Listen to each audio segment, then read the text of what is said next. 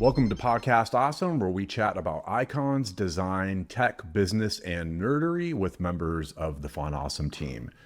Well, it's just me here on another solo episode, and I'm a member of the Fun Awesome team. My name is Matt, and I'm the content guy and the host of this here podcast. And I'll be putting this podcast into the nerdery category because today we're going to do a deep dive on the cult of Clippy. Who's Clippy, you may ask? Well, back in the day when you were working in Microsoft Word and a little animated paperclip would pop up and ask if you needed tips with what you're trying to create. Yep, that's the Clippy that I have in mind. So why would I cover this? Well, the internet's already told Clippy's origin story a whole bunch. Instead of adding yet another story, I figured we'd ask, why can't we seem to quit this guy? Why is Clippy still showing up in memes and sticker packs? We just can't seem to quit Clippy. So let's rewind to 1997, a lifetime ago in internet years when word art ruled and dial-up was drilling that bing-bongy nails on a chalkboard sound into our brains. And this was back in the day when home computers weren't quite ubiquitous yet, and Microsoft was on a mission to make its Office suite feel a little bit more intuitive and helpful, I guess. So at that point, Microsoft's Office suite had been out for a few years, and when the 97 version launched, it included a delightful little aforementioned animation, a playful, googly-eyed little paperclip guy with a bendy, paperclippy body and a whole lot of word processing optimism. It seems like the big idea was that Microsoft was making a marketing push to show that their software was intuitive and helpful. And so love him or hate him, Clippy became a daily part of your work life. Were you writing a resume, drafting a formal letter, writing love poetry to our technological overlords? Clippy was there to support you with expert advice on how to make that document look super profesh. But let's say you were drafting something up that was a little out of the ordinary, or you were just taking down some notes and you didn't really need any formatting help. Well, then Clippy was, let's be honest, Clippy was a little annoying at that point. For some, he was a helpful little buddy, but for others, he was an uninvited guest interrupting our workflow. He was cute, yep, absolutely, annoying, without a doubt. And it seems that Clippy was intended to provide humanizing user assistance, but maybe you remember how annoying it was when you were happily plunking along and then along comes Clippy with a little pop-up that says, "It looks like you're trying to write a resume." And he derails your train of thought. So as many of us may wish Clippy had entirely died off, nerddom's collective consciousness just couldn't seem to quit Clippy. It's like a chorus from a bad 90s radio hit that didn't age really well, that you can't seem to quite get out of your head. The melody comes out of nowhere, and so we wince, we roll our eyes, and we groan, but come on, man, you love it, but you hate it, and you love to hate it. Hey now, you're an all-star. Get your game on, go play. Hey now. By 2021, it seems that some folks at Microsoft sensed this cultural ambivalence and brought Clippy back as an emoji, and the internet lost its ever-loving mind for about roughly 36 hours. People were super stoked. Twitter exploded, and then there was silence. And yet, Clippy still lingers, like a mascot haunting the codebase. Clippy isn't really gone. He's just been fragmented and reincarnated across emoji packs and nostalgic Easter eggs, forever popping up when you least expect him. And if you can believe it, it's been nearly 3 decades. Wow, 3 decades. And Clippy has taken on yet another life in internet folklore. There are fan sites, tribute art, and sticker packs and Microsoft Teams. To tell us a little bit more about Microsoft hinting at Clippy's comeback, I got a chance to catch up with Sam Cundall, and here's what they had to say.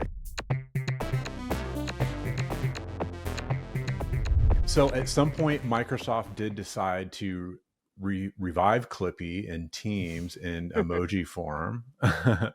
When that decision was made, you put a tweet out there, it kind of went viral. Can you tell me the backstory of that a little bit? So there was a hackathon, which we do every year, and a design week. And one of those things was we were looking at changing our design language from, if you're Microsoft nerd, like an MDL font to this new Fluent design, which is more three-dimensional. You'll see the backgrounds and the splash screen. I have the bloom on my desktop, and I can see it. And one of the not just the icons that we were changing, but we're also updating the emoji. And as we went through the set, we got to the objects and symbols, and we stopped at the paperclip. And that was the point where we went, this has to be Clippy. It has to be Clippy. That Yeah. nostalgia. Yeah, we're discussing about how to do it. And just to validate it, this tweet that we put out from Microsoft, we wanted to get, what was it, 20,000 likes or something? Yeah. It got 140,000. So That's so great. I think that's good validation to say we Hmm. should do it. We just stumbled across. What do people want? Well, let's just embrace it. Yeah, absolutely.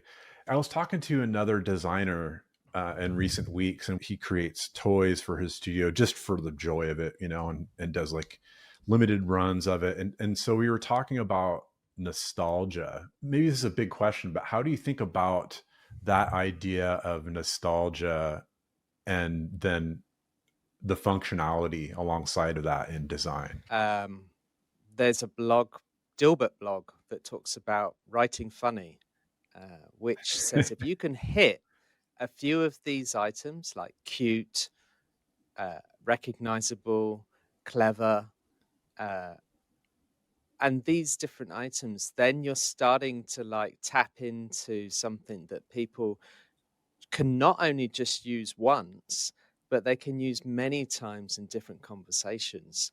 And I think that's the key to a really successful emoji.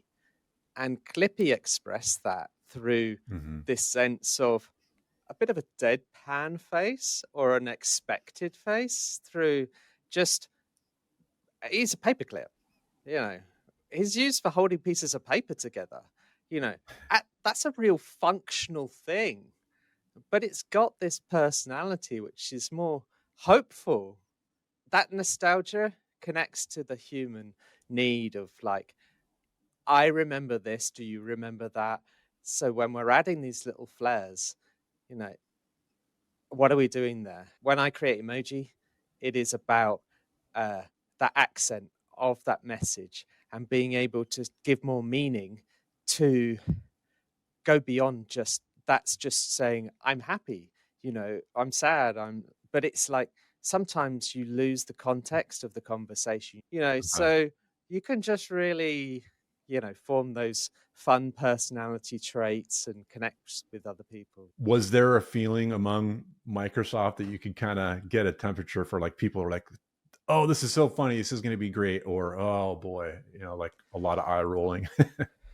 We were looking at ways that we could bring Clippy back, and so you know, that was something that the sentiment around our company was sort of growing in excitement as we sort of suggested this idea of Clippy in the emoji set. So how do you think about balancing that sense of playfulness in like a productivity tool like Teams? It was there to be able to express more clarity, and we need to do that in our now hybrid work environment. Hmm. It's like, how do we help people bring more clarity?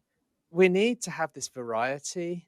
that resonates with different people so that there are different scales or temperatures of feelings. So, data shows that fun at work helps in so many ways. It helps people be productive, it helps connection, and it brings a better culture. Mhm. And so, I really feel that we need to help everyone feel included. So, yeah, the quirkiness helps people share, makes people feel connected. Absolutely. That's one of the drawbacks of remote work is that you're not there with that person. You don't see facial expression, tone of voice. If there's ways to sort of share a semblance of that, then you're keeping that connection, you're keeping that human aspect to the rhythms of work, which I think is really important. Totally. Having something that we both share. Now, that could be a GIF that has something from, say, The Office or from Monty Python or from Minions, that really like, oh my gosh, I remember that from that film. So, do you think that there's ever going to be a time where Clippy will actually be a quote unquote real assistant in the future and not just a sticker? Okay, I'm going to say Microsoft line. There is no official plans to bring him back, but it definitely remains as a popular internal joke.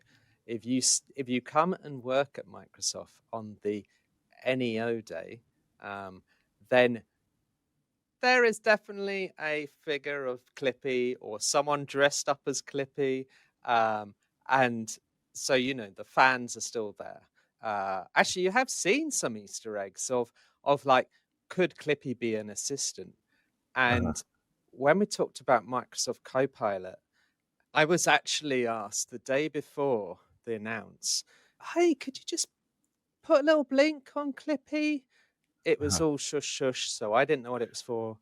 I was like, "Oh, we don't have that." Oh, and I just add it. I just add it.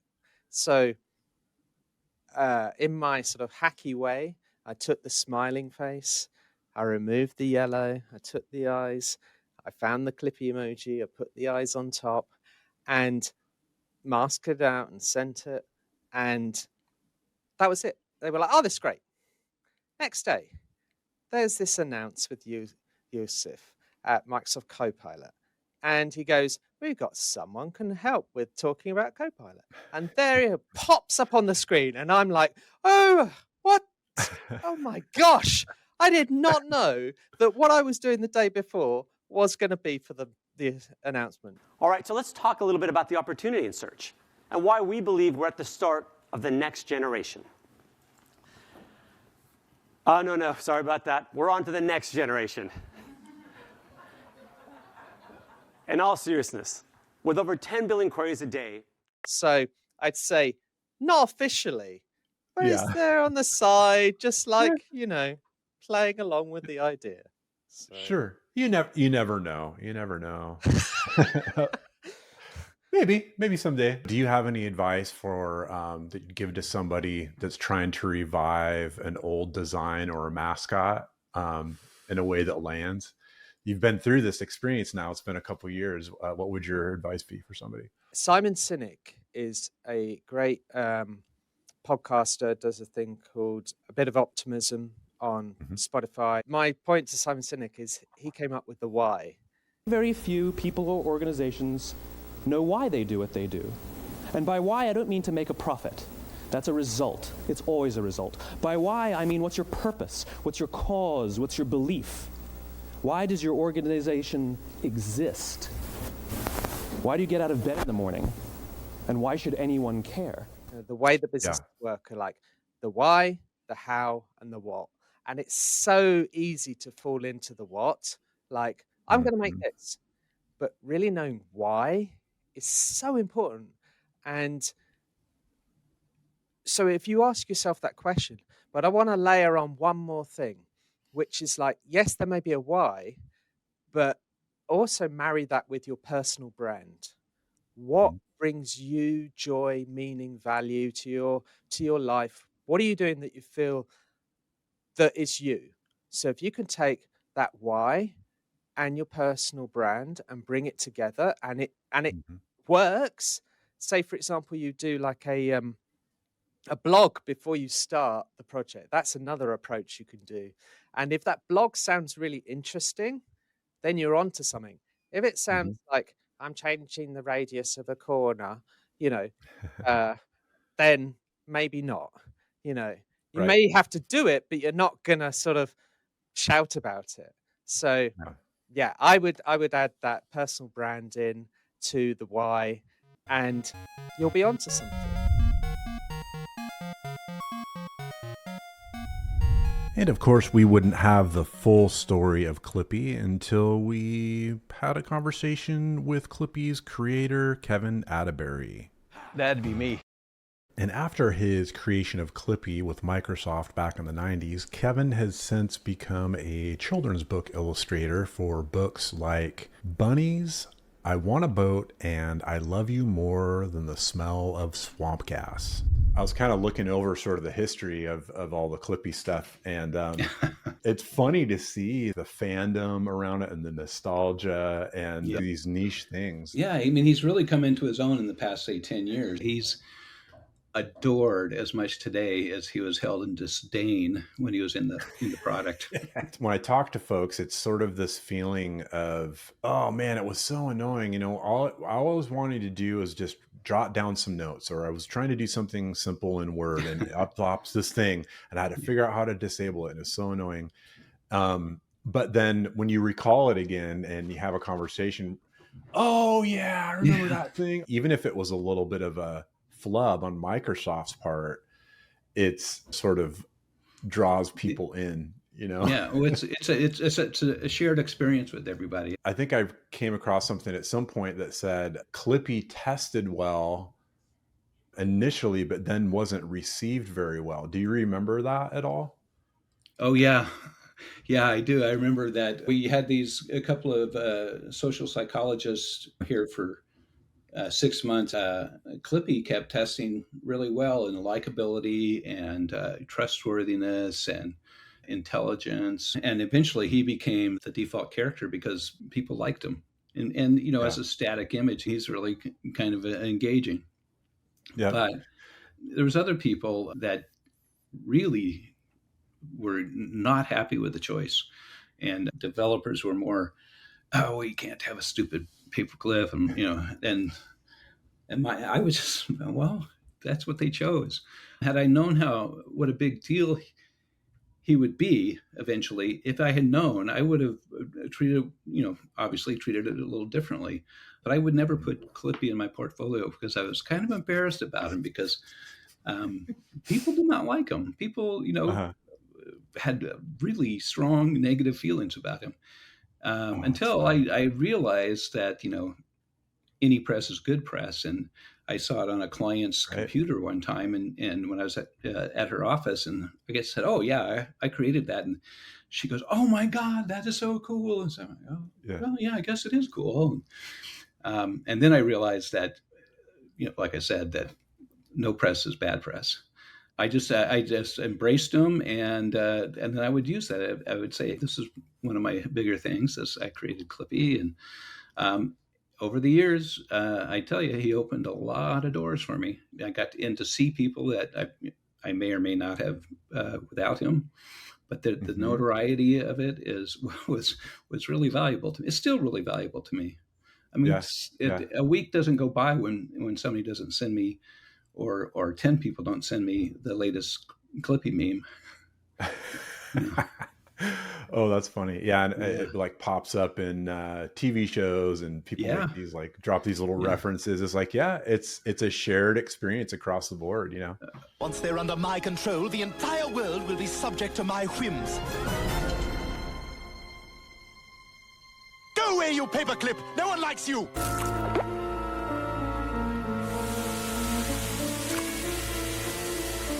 At Microsoft, I did get a sense that there were like kind of these, competing voices of like, oh yeah, this is great. But then there were, like you said, maybe developers that were like, I hate this. There were like internal code names or like acronyms with bad words where people are like I hate this thing. Everybody says that. Bill referred to it as that fucking clown. And it's a funny thing because Clippy came out of Microsoft Bob, which was Melinda's big project at the time. And yeah, so maybe he's like, well, she likes it. I don't know. Yeah. It's like one of those things on a product. I don't know either. I don't know how all the big money works around. To me, Clippy is a really interesting and likable character. I always was kind of an Apple's product guy, and I never actually saw him in action. I did not know how people respond to him. And so when he got just all this horrible press about how annoying he is and everything, it was embarrassing. But yeah, that would be tough. I also had that shared experience of like, this is annoying. Like, how do I turn off this notification? Yeah. Looking back on it, the way that you set up the animations, it was like, that's really cute. That's delightful, especially given probably the constraints that you had with the tools that you were using. I mean, that I'm sure that was no small task to do that. Yeah. Just to be clear, I would like to say that I did not do the final animations on them. I see. I designed a bunch, and then a friend named John Michaud did did all the animations, and he did a wonderful job. And they were, a lot were based on the stuff that I designed. He did a really great job. Can you remember back when you were working on this project? Like, what was the feeling at the time when you were creating it? Did you have a sense of that it would get legs, or what it would become? I think we had about 250 or so character designs that was all whittled down to Clippy. And I had about 26 of them. The honest to God truth, that was we were, given the assignment, let's go design characters. The very first character I drew was Clippy. We were moving from Bob, which was a home environment, to Office, which is business environment. And so, I just said, okay, I started looking, what's an office thing? What kind of character would be in an office? And the first thing I did is I drew a paperclip, and I thought that was hilarious.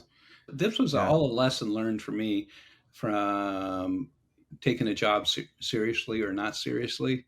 Not that I didn't take it seriously. And then back at the time, I just was my own vendor. Clippy taught me that to take things a little more serious. Everything you do, who knows what it's going to turn out.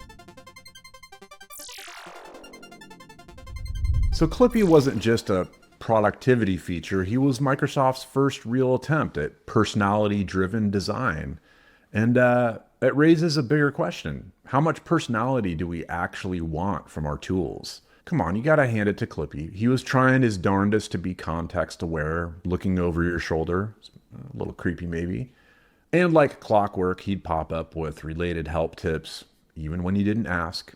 So while Clippy was based on developing, albeit shallow, pattern recognition, now the world of AI based on large language models can better understand context to generate helpful answers, or code and text on demand. And we should at least recognize that Clippy did have a vibe. He wasn't just a tool. He had a face. He had expressions. He had a sort of faux personality. Clippy may have been basic, but Clippy walked so that Siri could tell you a joke. Have you heard the joke about margarine? Never mind. I better not tell it. Alexa could develop a personality. ChatGPT could banter, and Replica could simulate emotional relationships. Is it just me, or is that a little bit creepy? So for me, Clippy brings up some questions about adding personality to digital tools. How do you balance inserting an emotional tone into an interface while staying functional at the same time? Clippy may have been charming, but where do you draw the line between charming and annoying? Since the days of Clippy, design has come a long way, and minimalism, subtlety, and opt-in help make for a better user experience in general. But in the end, maybe you could make the argument that Clippy unintentionally inspires better design through bad design. Just think if Clippy had today's AI, machine learning, and natural language processing. Undoubtedly, there's already somebody bringing together the very best of Clippy nostalgia with the sophistication of today's AI. Everybody loves some well-trained novelty. I mean, at least I do. Even if you're not knee deep in UX wireframes all day, it's easy to see how design intent doesn't always equal user joy. Thanks to Sam Cundall and Kevan Atteberry for giving us the scoop on the background for Clippy, and thanks to Clippy himself. Clippy herself, Clippy themselves. Thanks, Clippy, for all of the nostalgia, the great fun, and irritation. Podcast Awesome was produced and edited by this guy right here, Matt Johnson. The Podcast Awesome theme song was composed by Ronnie Martin. The music interstitials were done by Zach Malm, and the video editing for these video episodes, we get a little extra help from Isaac Chase.